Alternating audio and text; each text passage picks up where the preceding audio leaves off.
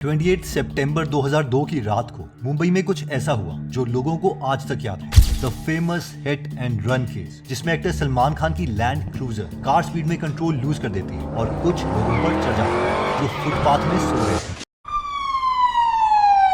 उनकी Toyota land cruiser car American express bakery के सामने सो रहे 5 मजदूरों पर चढ़ गई थी।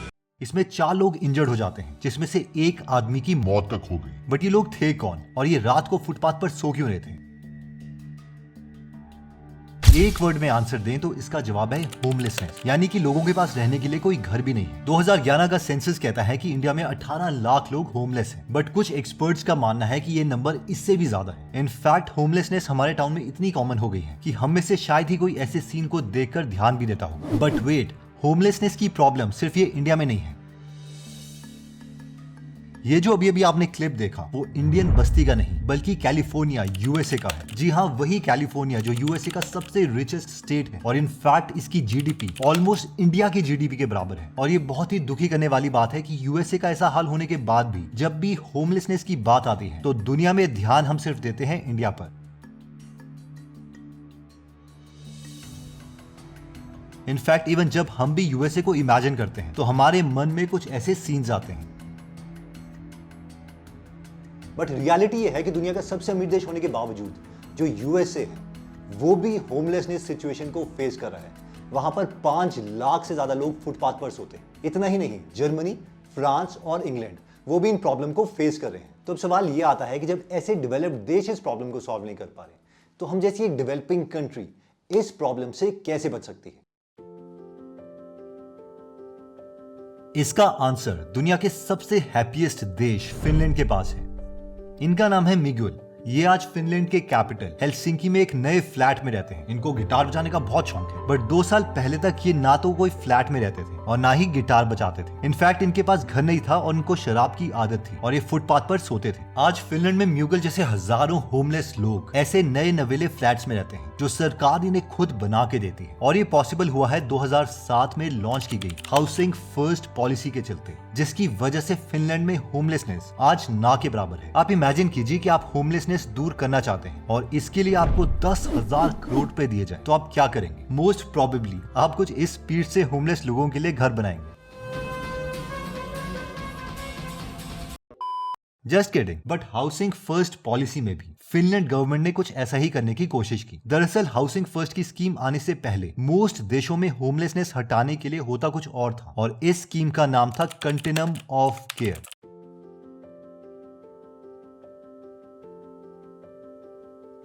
इसे समझने के लिए इमेजिन कीजिए कि आप किसी वीडियो गेम के लेवल 1 पर हैं और आपका गोल लेवल 5 तक पहुंचने का है। कंटिन्यूम ऑफ केयर स्कीम में कुछ ऐसे ही लेवल्स या स्टेप्स होते हैं। होमलेस लोगों को घर तभी मिलता है जब वो इन सारे लेवल्स पर अच्छे से परफॉर्म करें और टॉप लेवल में पहुंचे। इसमें मेनली 4 स्टेप्स होते हैं। 1, जितने भी होमलेस लोग हैं उन्हें आइडेंटिफाई किया जाता है। 2, उनको तुरंत एक शेल्टर में भेजा जाता है और वहां वो सेफ्टी से रह सकते हैं। 3, उन्हें एक टेम्परेरी घर दिया जाता है। और 4 एंड द लास्ट स्टेप, जिसमें फाइनली उन्हें रहने के लिए उनका अपना खुद का परमानेंट घर दिया जाता है। पर इन 4 स्टेप्स को पार करना जितना आसान लग रहा है उतना है नहीं।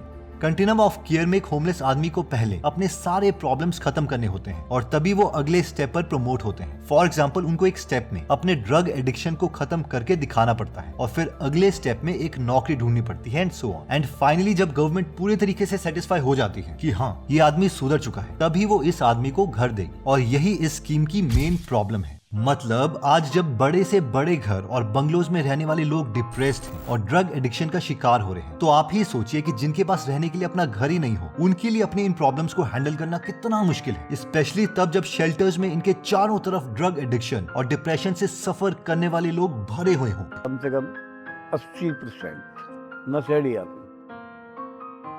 इसी रीजन के चलते ज्यादातर लोग एक स्टेप से दूसरे स्टेप तक पहुंच ही नहीं पाते एंड अक्सर वापस उन्हीं सड़कों पर पहुंच जाते हैं जहां से उन्होंने स्टार्ट किया था।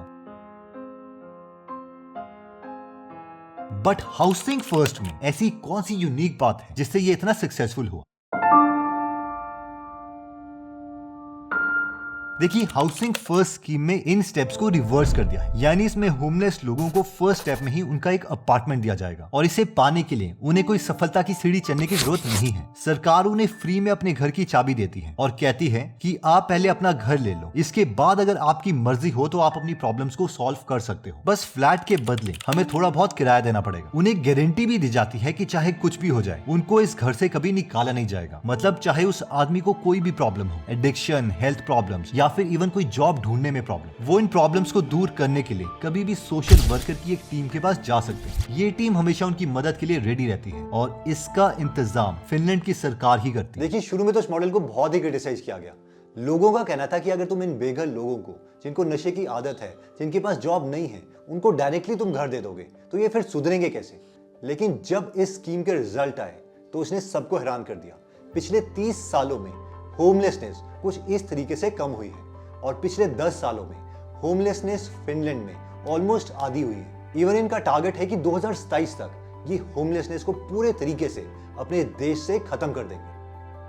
जैसे हम में से कई लोगों का सपना होता है कि हम पैसे कमाकर अपना खुद का घर लेंगे और इसी सपने को पूरा करने के लिए हम जी तोड़ मेहनत भी करते हैं और कई टेंशन्स फेस करते हैं। बट सोचिए कि अगर सरकार आपको खुद ही बुला के घर दे दे तो आपकी सारी टेंशन ही खत्म हो जाएगी। एंड यही रीजन है हाउसिंग फर्स्ट की सक्सेस का। रिसर्च शो करती है कि जब भी होमलेस लोगों को पहले घर दे दिया जाता है तो वो सेफ फील करते हैं और अपनी सिचुएशन इंप्रूव करने के लिए हेल्प लेने से घबराते नहीं है। और रिजल्ट शो करते हैं कि ऑलमोस्ट 80% लोग अपना घर लंबे समय तक संभालते तो हैं ही, उसके साथ साथ अच्छा खासा काम ढूंढ भी लेते हैं। इससे भी ज्यादा सरप्राइजिंग बात यह है कि आज फिनलैंड हर एक होमलेस आदमी को घर दिला के हर साल 15,000 यूरोस यानी ऑलमोस्ट 14 लाख रुपए सेव करता है। ऐसा इसीलिए होता है कि जब एक बार ये सारे होमलेस लोग सुधर जाते हैं तो ये नॉर्मल लाइफ जीने लगते हैं। इसलिए सड़कों में क्राइम, ड्रग इशू जैसे प्रॉब्लम्स ऑटोमेटिकली कम हो जाते हैं और सरकार को इन चीजों को हैंडल करने के लिए कम पैसे खर्चने पड़ते हैं। अब ये तो थी फिनलैंड की सक्सेस स्टोरी। मेन सवाल आता है कि इंडिया क्या कर सकता है। लेकिन इससे पहले कि हम आगे बढ़े, अगर आप YouTube और ChatGPT का डिटेल्ड कोर्स देखना चाहते हैं हिंदी में तो वो गीगल YouTube चैनल के प्रीमियम मेंबर्स के लिए अवेलेबल है। इसका लिंक मैंने डिस्क्रिप्शन और फर्स्ट कमेंट में दे दिया है, इसे जरूर चेकआउट कीजिए। Coming back to the video and main question, क्या इंडिया भी ऐसा कर सकता है जो फिनलैंड ने किया, और अगर हाँ तो कैसे। बट बिफोर आंसरिंग दिस, क्या आपने कभी सोचा है कि हमारे देश में आखिर लोग होमलेस क्यों रह जाते हैं। दिल्ली में एक नाइट शेल्टर में रहने वाला आदमी इस वीडियो में बता रहा है कि कैसे पैसे ना होने के कारण उसके पास कोई घर नहीं है। हम भैया बेलदारी करते हैं। बेलदारी करते हैं। हाँ। कितना कमा लेते हैं रोज? वो 250 या 300 रुपये मिलता है। घर पे पैसा भेजने हो तो कमरा लेने की स्थिति है ना, और खाने पीने की ना दिक्कत है, वहाँ रहने बसेरा में रहते हैं। इसके कुछ ही देर के बाद इसी शेल्टर में एक और आदमी आता है जो शराब पी के रेलवे लाइन पे लेटा हुआ था। हम लोग राउंड पे थे तो ये मिला हमको एक आदमी पट्टी पे सोया हुआ था बगल में, जो ड्रिंक किया हुआ है। और यही है पहले दो रीजंस बिहाइंड होमलेसनेस। पहला है गरीबी और बेरोजगारी, जिसके चलते लोगों के लिए अपना पेट भरना तक मुश्किल हो जाता है। तो आप ही सोचिए, ऐसे लोगों के लिए घर ढूंढना तो बहुत दूर की बात है। इसका सेकंड रीजन है कि ये लोग ड्रग और अल्कोहल से एडिक्टेड है, जिसका मतलब है कि ये सोसाइटी और नॉर्मल लाइफ से दूर होते रहेंगे और फाइनली हमेशा बेघर ही रह जाएंगे। तो फिर लाखों लोग जो काम ढूंढने मुंबई, दिल्ली जैसे बड़े शहरों में आते हैं, वो रहते कहाँ हैं? मुंबई के इस नाले के ठीक बगल में बने इस गंदे और पुराने रूम्स का किराया ऑलमोस्ट 5 से 6 हजार रुपए। मुंबई जैसे बड़े शहरों में लोगों का ऐसे हाल में रहने का कारण है अनअफोर्डेबल हाउसिंग, और ये है third reason behind homelessness. Unaffordable housing यानी कि छोटे से छोटे घरों की कीमत करोड़ों में होना, जो दिन में 200 से 300 कमाने वाले लोगों के लिए तो एक सपना है। इसलिए मुंबई में आज 60,000 लोग बेघर हैं, और तो और 1 करोड़ से भी ज्यादा लोग जो ठीक ठाक कमा लेते हैं वो ऐसे झुग्गी झोपड़ी में ही रहते हैं। और इनका यहाँ रहना भी भगवान भरोसे ही है, क्योंकि किसी को भी नहीं पता कि कब सरकार आके इनके घर तोड़ दे या फिर जॉब चली जाए जिसकी वजह से वापस ये बेघर हो जाए।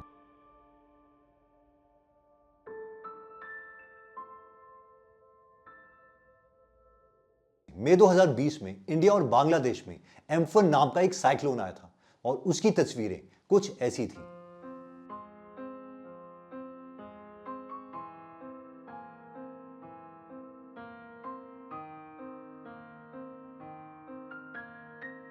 और होमलेसनेस के लिए फोर्थ कंडीशन है, विच इज नेचुरल डिजास्टर।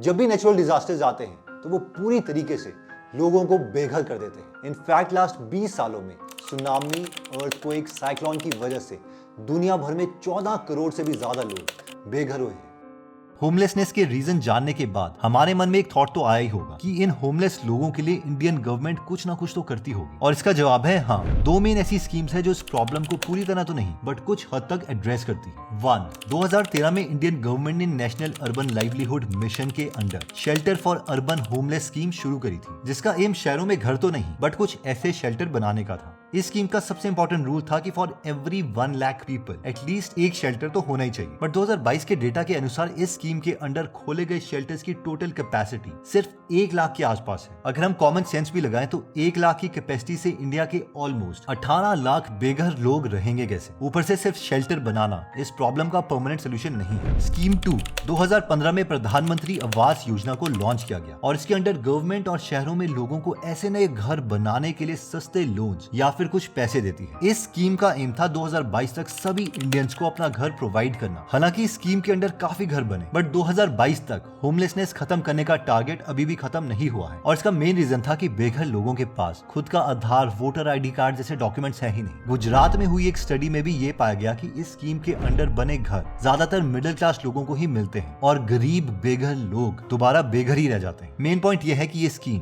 बेघर लोगों तक पहुंची ही नहीं जैसा कि प्लान किया गया था। तो जब हमारी स्कीम ठीक से काम ही नहीं करी है तो हम फिनलैंड की तरह होमलेसनेस खत्म कैसे करें? अब कहानी में ट्विस्ट आता है और वो ट्विस्ट आता है केरला की स्टोरी में। 4 मई 2023 को केरला के सीएम पिनरई विजयन ने ये ट्वीट किया और कहा कि आज हमने लाइफ मिशन के अंडर 20,000 से भी ज्यादा होमलेस लोगों को ऐसे घर बना के दिए। उन्होंने ये भी बताया कि अब तक केरला में ऑलमोस्ट 3.5 लाख फैमिलीज को ऑलरेडी अपना घर दिया जा चुका है। अब हम सोचते होंगे कि ये लाइफ मिशन है क्या? देखिए, जो केरला है वो एक डेवलप्ड स्टेट है, लेकिन उसके बावजूद कुछ साल पहले तक वो भी होमलेसनेस सिचुएशन को हैंडल करने की कोशिश कर रहा था। 2016 में उन्होंने एक स्कीम लॉन्च करी और ये स्कीम फिनलैंड जैसी स्कीम से काफी मिलती जुलती थी और इस चीज को उन्होंने नाम दिया मिशन लाइफ। इस स्कीम के अकॉर्डिंग जो केरला गवर्नमेंट है वो 3 स्टेप्स में काम करती है।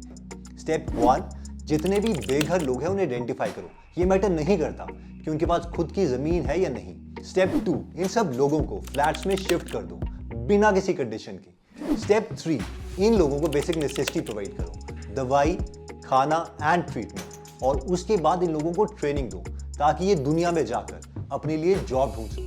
ये स्कीम काफी सक्सेसफुल है और सीएम विजयन का कहना है, हमें पता है कि हर आदमी का सपना होता है कि उसका एक पक्का मकान हो और इसीलिए मिशन लाइफ से केरला में होमलेसनेस को 0 करना हमारी गवर्नमेंट का गोल है। फ्रैंकली केरला की स्टोरी सुन के हम भी यही चाहेंगे कि ये मॉडल पूरे इंडिया में लागू हो और इस मॉडल से इंस्पिरेशन लेके हम होमलेसनेस खत्म करने के लिए अपने देश में 3 चीजें कर सकते हैं। 1, जैसे कि मैंने आपको बताया कि पीएम आवास योजना स्कीम तो अच्छी है बट यूजुअली इसमें सरकार बेघर लोगों तक पहुंच ही नहीं पाती। साथ ही इंडियन शहरों में जगह इतनी कम है कि हर किसी के लिए अलग से घर बनाना ऑलमोस्ट इम्पॉसिबल है। तो सरकार पीएम आवास योजना को केरला गवर्नमेंट की तरह मॉडिफाई कर सकती है ताकि इसमें लैंडलेस लोगों को भी आइडेंटिफाई करके फ्लैट दिए जा सके। 2 दिसंबर 2015 दिल्ली में रेलवे ऑफिशियल्स आधी रात में 500 से भी ज्यादा स्लम्स बुलडोजर से हटा देते हैं और इसी इंसिडेंट में एक छोटी बच्ची की एक्सीडेंटल डेथ हो जाती है। झोपड़पट्टी या स्लम्स में रहने वाले लोगों के पास नाम के लिए घर तो है बट इसके रहने की कोई गारंटी नहीं है। इसीलिए इट इज इम्पोर्टेंट कि हम शहरों में बने सारे स्लम को रीडेवलप करें, यानी नए और मॉडर्न तरीके से घर बनाएं। इसका एग्जांपल है धारावी का 20,000 करोड़ से भी ज्यादा का रीडेवलपमेंट प्लान, जिससे आज ऐसे दिखने वाला धारावी फ्यूचर में प्रोबेबली कुछ ऐसा दिखेगा।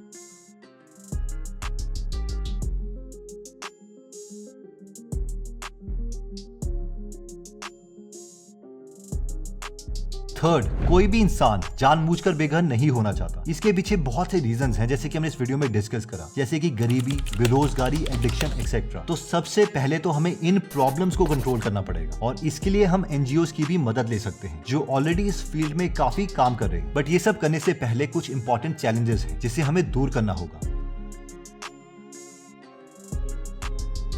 1, उत्तराखंड के फेमस आईएएस दीपक रावत को हरिद्वार में ये रिक्शा चलाने वाला होमलेस आदमी मिला। पूछने पर रिक्शा वाला उन्हें बताता है कि वो रात में कहीं भी सड़क पर सो जाता है। रैन बसेरे में क्यों नहीं सोते आप, जो बना हुआ है हर की पैड़ी पे?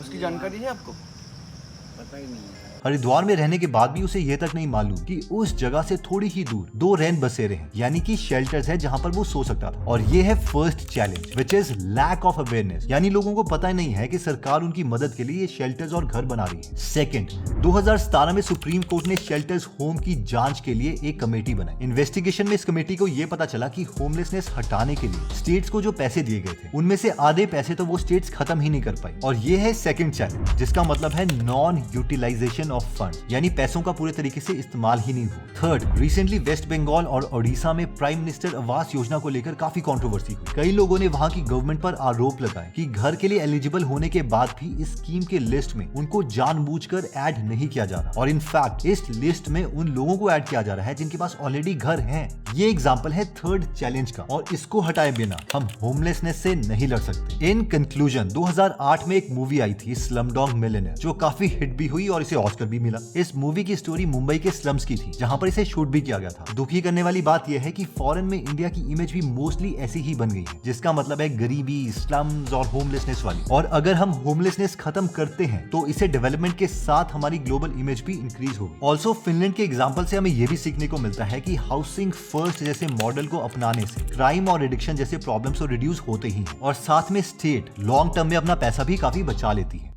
एनीवेज दोस्तों, अगर आप 200 से ज्यादा बुक समरीज हिंदी में फ्री में सुनना या पढ़ना चाहते हैं तो आप गीगल एप्लीकेशन डाउनलोड कर सकते हैं, जहां पर हम हर हफ्ते एक फ्री बुक समरी ऐड करते हैं।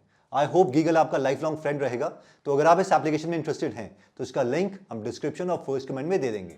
जय हिंद।